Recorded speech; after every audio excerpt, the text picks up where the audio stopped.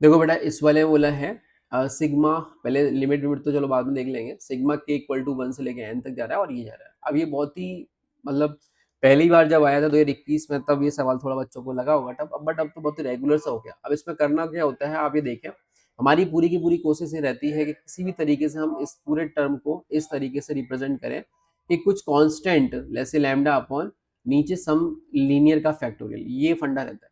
ठीक है, अब इसको करने के लिए अपन ने क्या करा, क्यों हम ऐसे कर रहे हैं, क्योंकि हमारे पास फिर एक्सप्रेशन के फॉर्म में चीजें निकल जाती है ना।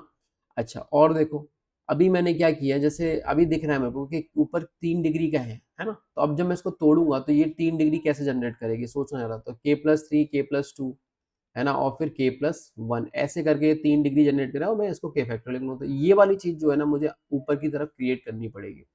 इसके लिए मैंने कुछ नहीं, ये लिख ही दिया है ना, बेशरम होके मैंने k+2 k+3 k+1 लिख दिया। और अगर हम मल्टीप्लाई इसको कर दे बेटा तो आप देख सकते हो k² + 5k+6 तो ये हो ही गया अकेला, और k+1 से अगर मल्टीप्लाई किया जाए तो ये आ जाएगा k³ + 5k² + 6k +k² + 5k + 6 ये बनेगा। और यहाँ से फर्दर k³ + 6k² + 11k + 6 आ जाएगा। ये समझ में आया होगा आपको।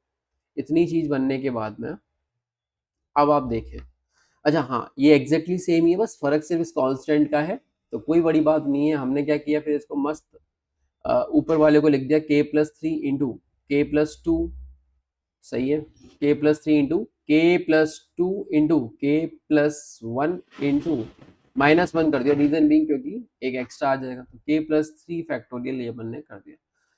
अब इसको सेपरेट कर देते हैं, सिग्मा लगा हुआ है k = 1 से लेके n ऑफ कोर्स, और n टेंडिंग टू भी इन्फिनिटी है तो कोई लोड वाली बात नहीं है। जब मैं इसके नीचे लगाऊंगा ना तो बेटा ये मस्त अपना 1/k फैक्टोरियल बनेगा और ये माइनस का 1/k+3 फैक्टोरियल बनेगा। आई थिंक ये समझ में आया होगा।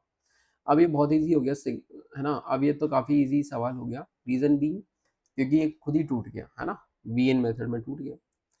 सही बात है, तो अगर मैं इसके टर्म्स लिख दूंगा तो पहला देखो 3 के बाद कटेगा, ये समझ में आ रहा होगा आपको है ना, तो 3 के बाद कटेगा, तो देखो अब मैं इधर लिखता हूँ तो ये बनेगा कितना 1/1 फैक्टोरियल -1/4 फैक्टोरियल, फिर अगला आएगा 1/2 फैक्टोरियल -1/5 फैक्टोरियल, फिर अगला आएगा 1/3 फैक्टोरियल -1/6 फैक्टोरियल, फिर आएगा 1/4 फैक्टोरियल -1/7 फैक्टोरियल।